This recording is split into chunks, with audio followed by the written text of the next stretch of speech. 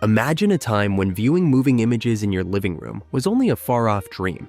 Imagine now the moment this dream came true.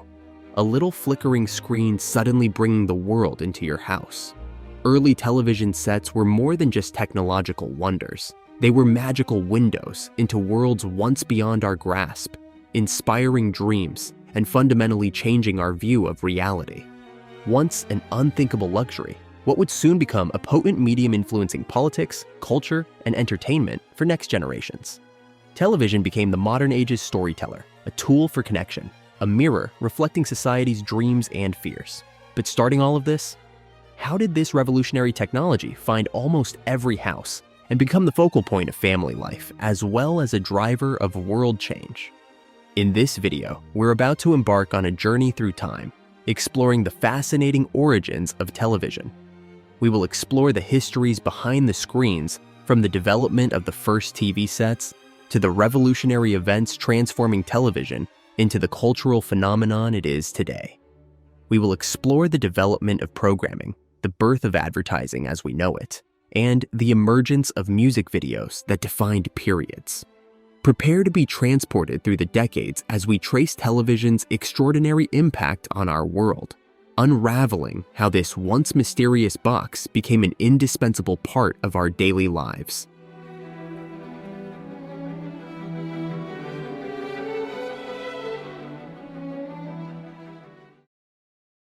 Early 20th century television arrival signaled the start of a technological revolution transforming the planet.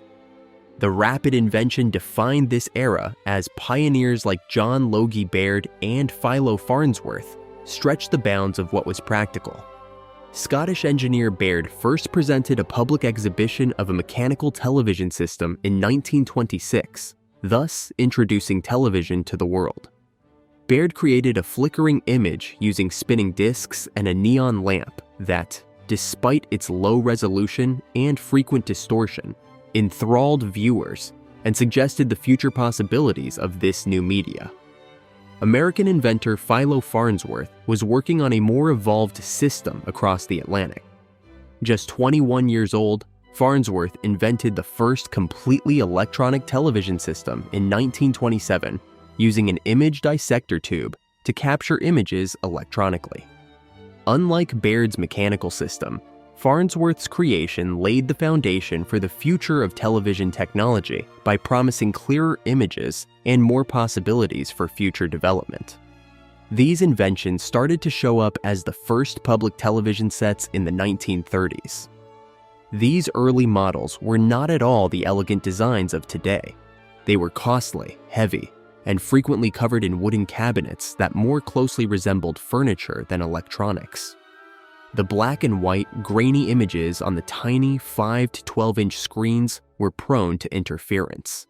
Notwithstanding these restrictions, the concept of viewing live events at home was revolutionary. Families who could afford these early television sets would gather around them, enthralled by the freshness of viewing moving images on a screen. Watching live broadcasts from the comfort of home produced a new kind of communal link that sparked discussions and linked people in ways never possible in past years.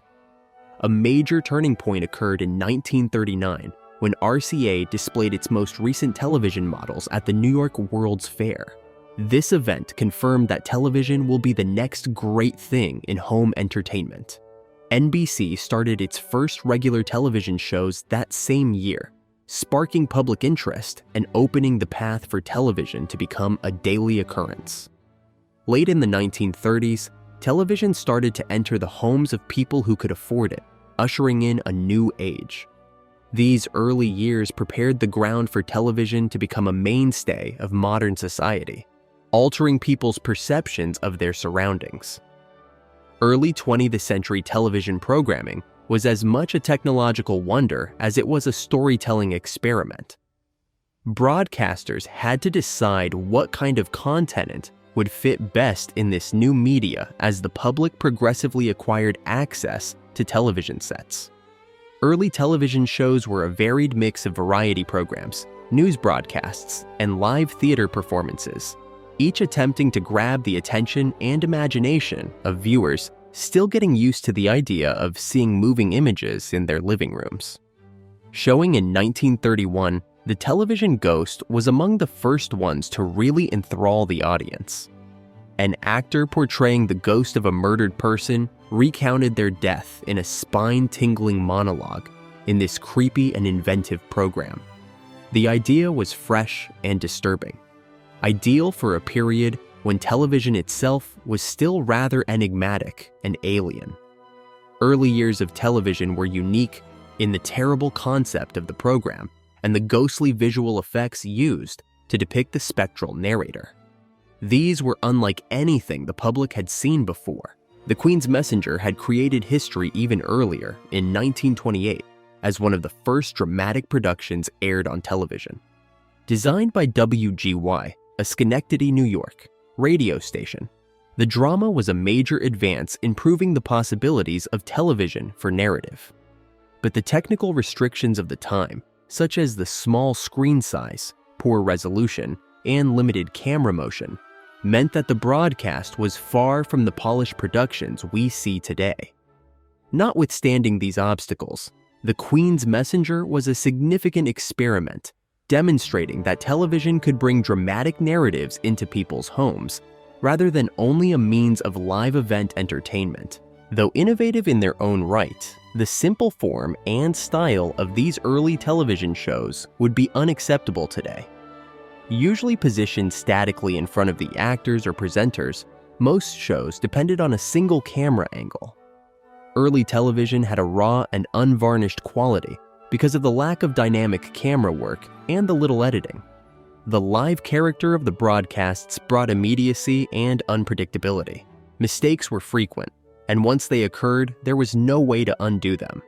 This produced a distinctive viewing experience that felt real and unscripted, so both a drawback and a draw. These early shows were simple in comparison to the high production values and intricate narratives defining modern television. Still, they set the vital basis for all that came next. These were the first tentative steps toward producing a new kind of entertainment that would finally take the front stage in daily life all around. The programming and manufacturing experiments of this age prepared the ground for television to develop into the complex, varied, and potent medium it is now. Television's content changed drastically as it became a mainstay of daily life, from a novelty reflecting changes in culture, technology, and advertising. Early on in television, experimental programming and basic production methods defined the medium. But as it developed, it started to reflect and shape societal trends in ever more sophisticated ways. With television advertising, the medium underwent a major turning point. Bulova watches aired the first TV advertisement ever in 1941. Comprising a basic visual of a watch superimposed over a map of the United States, accompanied by the voiceover, "America runs on Bulova time." This 10-second brief cost just $9. This meager beginning was only the tip of the iceberg. As television's reach grew, advertisers saw right away its potential as a potent mass communication tool. Television advertising is a pillar of modern marketing, since it allows companies to interact visually and audibly with viewers, generating fresh chances for connection. Commercials grew increasingly complex over time, including emotional appeal and narrative to enthrall viewers and influence consumer behavior. With the birth of the music video, the 1980s brought yet another revolutionary change. The start of a new era in entertainment came with MTV's 1981 premiere. "Video Killed the Radio Star" by the Buggles was the first music video to be shown on the channel. The title fairly reflected the change from audio to visual media. Combining appealing melodies with artistic images to strengthen their brand, tell stories, and capture the audience's imagination, music videos rapidly became a vital part of an artist's promotional plan. Along with transforming the consumption of music, this new media set trends and helped to define popular culture. With the advent of sitcoms or situational comedies, the 1950s brought about still another major change. Using many cameras and live studio audiences, Shows like Vertical Bar, Love Lucy became cultural icons, breaking new ground. This structure turned out to be quite powerful, guiding the next sitcoms. Vertical Bar, Love Lucy's popularity opened the path for other classic shows, including The Honeymooners, The Andy Griffith Show, and later Friends and Seinfeld. Reflecting and influencing public attitudes in the process, these sitcoms not only provided entertainment value, but also a window into modern society's standards and issues. As television material changed and entered new genres and formats, each reflecting the changing scene of society and technology, it kept evolving. From basic commercials and early broadcasts to sophisticated music videos and impactful sitcoms, television's dynamic and forceful capacity is highlighted. Early on in television, programming was a rare resource, with just a few hours daily for broadcast schedules. Newspapers and magazines would feature networks' schedules, guiding viewers who eagerly anticipated their preferred shows into a ritualistic planning process. These early shows were sometimes events in and of themselves, since viewers had to carefully schedule their evenings around the constrained programming. The lack of material produced each broadcast a communal experience where families gathered to view a small number of shows, transforming television into a shared cultural event. The complexity and range of television's programming grew along with its popularity. Primetime television first surfaced as networks fought for the biggest audience during prime viewing hours. As networks sought to draw viewers during these sought-after times, this competition produced more varied and interesting material. The struggle for primetime supremacy shaped not only what shows were created, but also how they were produced, so fostering a golden age of television whereby creative storytelling and high production standards became the norm. Television broadcasts underwent a technological revolution in the latter half of the 20th century. With color television, the viewing experience changed from black and white images to vivid, lifelike hues in the 1960s. The development of cable television in the 1970s soon followed this invention, greatly increasing the spectrum of information accessible to viewers. With cable, viewers could access a vast array of channels covering a range of interests: news, sports, movies, and niche programming, all delivered with a degree of specialization not possible years ago. The launch of satellite television expanded horizons even more by allowing worldwide broadcasting and more diverse content. The effect of television on daily life and culture has been significant and all-encompassing. It has affected public opinion, fashion trends, and political events, as well as entertained. The televised debates between John F. Kennedy and Richard Nixon during the 1960 U.S. presidential contest provide a shining illustration of the cultural power of television. Many times cited as a turning point in political history, these arguments show how television might shape public opinion and affect voting results.